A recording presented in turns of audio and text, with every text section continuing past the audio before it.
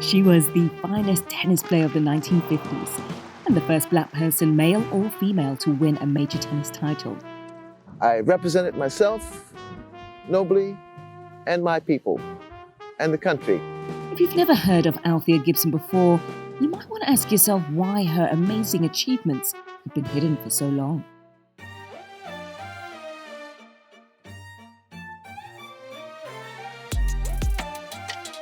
I know what it's like to be stepped on.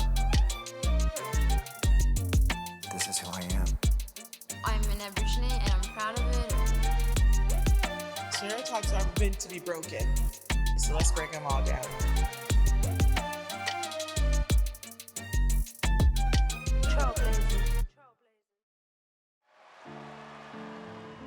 We know that Serena, Venus and Naomi have changed the face of tennis, but this is the story of a woman who came decades before them. Althea Neal Gibson was born in 1927 to sharecropper parents in South Carolina. But after her family moved north, she was raised in Harlem. In her New York neighborhood, traffic would be blocked off so children could play organized sport. It was here that Gibson became skilled at paddle tennis, and by 12 she was the city's women's champion. By her mid-teens, she was making adult tennis finals, and in 1947 she claimed the first of 10 straight American Tennis Association titles, a competition reserved for black players only. Everything was segregated. It was definitely back of the bus, segregated railway cars, segregated schools, surely, and certainly segregated tournaments. While clearly a top talent, racist policies meant that Gibson was effectively barred from the event we now know as the US Open.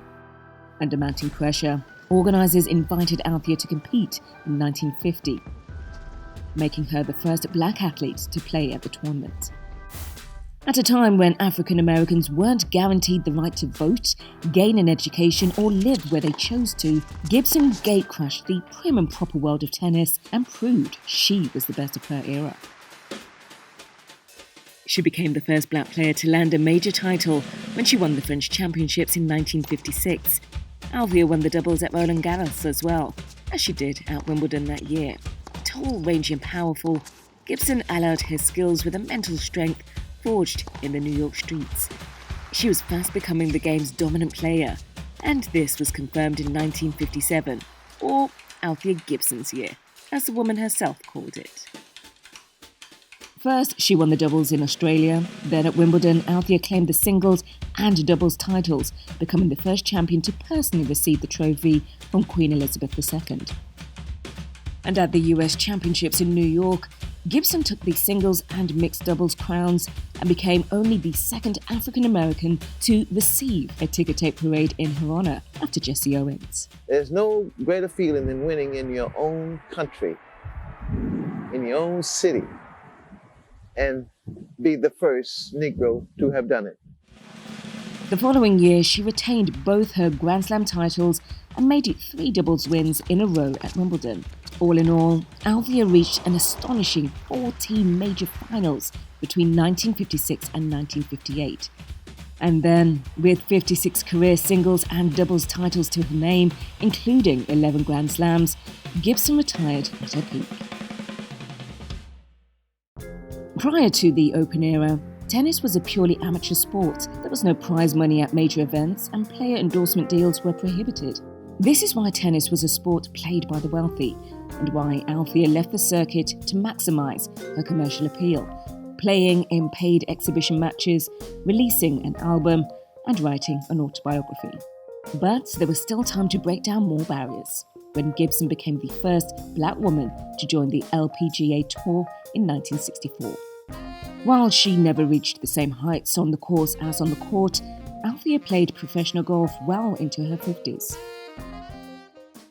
Later in life, Gibson coached Wimbledon finalist Zina Garrison and moved into state politics in New Jersey. But the heart of a champion continued to beat inside Althea, as shown when she was asked if she would compete with the tennis stars of later generations. Well, in my own mind, with my type of game at the time, I probably could have beaten most of the players. When Gibson passed at age 76 following a heart attack in 2003, the world began to embrace a transformative black sporting icon it had largely forgotten. You could easily make the case that she is to women's sports what Jackie Robinson was to baseball and men's sports.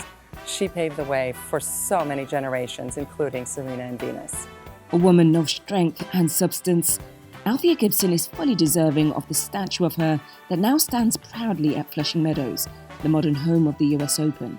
The Hall of Famer showed that all are equal on the field of play, while she blazed a trail for the great champions of colour who were inspired to follow in her brilliant footsteps.